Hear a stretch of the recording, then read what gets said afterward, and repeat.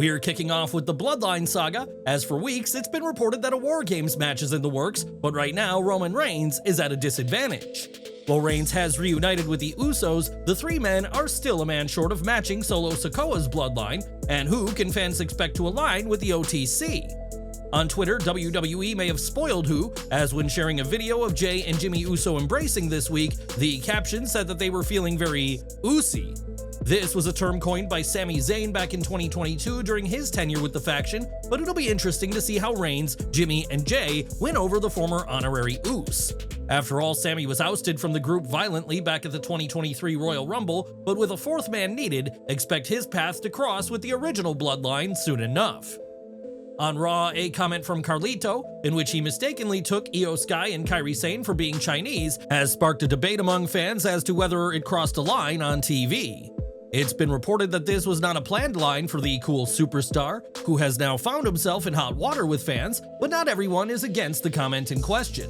On Sportskeeda's The Wrestling Outlaws, Vince Russo shared his thoughts on the line. He said, I'm gonna tell you, I don't care what kind of heat I get, I'm telling you the truth, if somebody was speaking to me in Japanese and somebody was speaking to me in Chinese, I wouldn't know which is which. I'm just being honest, I wouldn't know. Later on, Russo admitted he doesn't know what the rules are in this situation and compared it to a hypothetical situation in which someone believes he is from the wrong place. He said, if I run into somebody in the WWE locker room and I start talking and they say to me, oh, you're from Boston, like, am I supposed to be offended by that? I don't know, like, what are the rules here? I don't understand the rules. Many have found that the line played on the harmful stereotype that all Asian people look the same, but it's reported that Sane and Sky did not take issue with the comment. Instead, they saw it as Carlito being a fool for comedic effect, and one has to wonder what sort of reaction this line had gotten had it been R-Truth and not the Judgment Day member.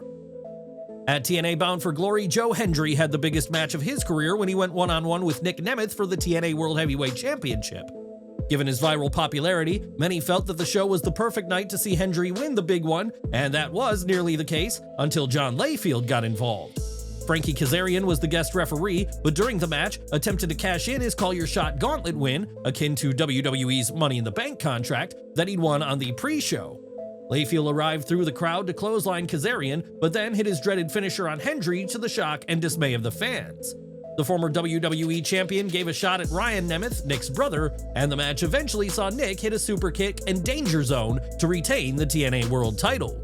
This was not the ending many were hoping for, and what do you make of Hendry being screwed out of the TNA World title? Let us know in the comments section below. Bound for Glory did see the TNA Knockouts World title change hands, as Jordynne Grace's impressive reign was ended in the ring by Masha Slamovich. The pair started off with a respectful handshake, but things quickly turned ugly, with both using all they could, including Grace using her signature Juggernaut driver, but only for a 2 count.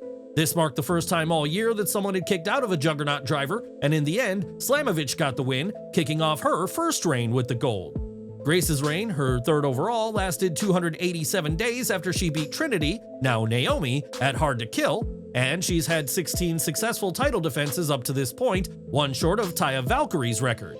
Now it's Slamovich who holds the richest prize in TNA's Knockouts division, and with WWE rumors always lurking around Grace, we'll have to see what's in store for both women. When Samantha Irvin announced her exit from WWE, she did so with a heartfelt statement expressing her love for fans and those backstage for all their support over the years.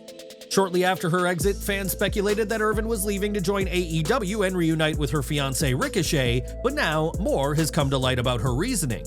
Responding to an Instagram commenter who put forward the Ricochet theory, Irvin shared that for all her talent, she didn't actually like announcing in WWE. She explained, I don't like announcing. I'm serious. Announcing was only supposed to be my way in. I wanted to manage, maybe even become general manager one day, but WWE saw no other future for me besides announcer. I love watching the action, but I don't love being an announcer. Irvin's honest reply sheds light on her WWE frustrations and ambitions, and while she was beloved in her role, her real dreams clearly lay beyond sitting at ringside. In a follow-up comment, Irvin made clear that while announcing was not her passion, she's grateful for what WWE did for her, saying, "Thank you so much, I love WWE, and I'm so proud and honored I got to share all the moments with fellow fans. Much love." She also dismissed the notion that Ricochet's departure had anything to do with her decision, adding, They wanted Rico to stay in the big leagues. I don't know why everyone is pretending like he was always in great positions in WWE. Irvin's revelation opens the door to new possibilities, but with reports she plans on expanding her music career, it remains to be seen whether she pursues her dream of being a manager. What do you think of Samantha's admission? Should WWE have explored other roles for her beyond announcing? Share your thoughts and feedback in the comments section below. Over to AEW Collision, as during a backstage interview with Lexi Nair, Ricochet was asked about MVP showing interest in him and possibly bringing him into the Hurt Syndicate. Ricochet made clear that he has no interest in aligning with MVP's faction before being interrupted by Lio Rush, who was set to face the one and only that same night. Rush quipped that getting a card doesn't make you special, sharing that he'd also been offered a spot, hinting that MVP's recruitment might not be as exclusive to Ricochet as first thought. Ricochet stayed firm in his decision, reiterating that he's not interested in joining MVP's team, and we imagine MVP will be far from pleased with this rejection on Collision. More from Bound for Glory, as Rosemary and Wendy Choo took on Knockouts tag champs Danny Luna and Jody Threat in a match that could have seen history be made. Had the titles changed hands, Choo would have become the first active WWE superstar to hold TNA Gold, but despite a valiant effort, it was Luna and Threat who kept their reign going. The tide turned in the match when Choo took an accidental hit from Rosemary, but after the match, Rosemary speared the NXT superstar, and this was no accident. What do you think of Rosemary's betrayal? Will this spark a rivalry between the two, or is Wendy Choo's time in TNA now over? Share your thoughts down below.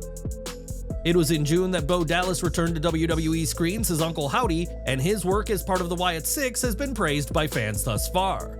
As the name suggests, the faction is heavily inspired by Bo's late brother Bray Wyatt, and appearing as Uncle Howdy is proving rewarding to Bo for personal reasons.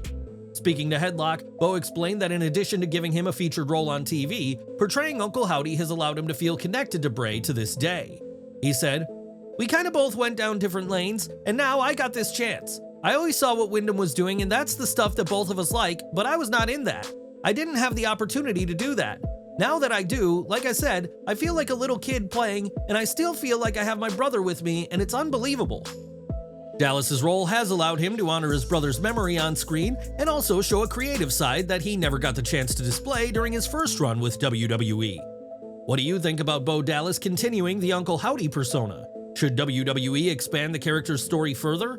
Give your thoughts and feedback in the comments section below. Over to SmackDown, as after this week's show went off the air, WWE had a special dark match for the fans that saw the in-ring return of Seth Rollins. The former Universal Champion took on Dominic Mysterio in the dark match and was able to get the win over the man who he faced at SummerSlam 2020 in Dominic's in-ring debut. This week's match was Rollins' first since July, where he challenged for the World Heavyweight title at Money in the Bank, but he was unable to take the gold from Damian Priest. Fortunately for fans, they won't have to wait another 3 months to see him in action again, as he'll be facing Bronson Reed next weekend at WWE Crown Jewel. It was an attack by Reed that cost Rollins months of his career, and who do you see getting the win on November 2nd in Riyadh? And we're ending with Finn Balor and JD McDonagh, who are regulars on WWE TV, but this week made a special appearance outside of the promotion. As part of the 10th anniversary for Ireland's over-the-top wrestling promotion, the two were in action and took on the Social Elite. In the end, it was Balor and McDonagh who got the win in the main event in an explosive climax to the show that showed WWE's new regime's willingness to work with others. That's all the wrestling news for today, but don't forget to like, comment, and subscribe. Stay tuned to Slat Rock for all the latest from pro wrestling, and as always, thank you for watching.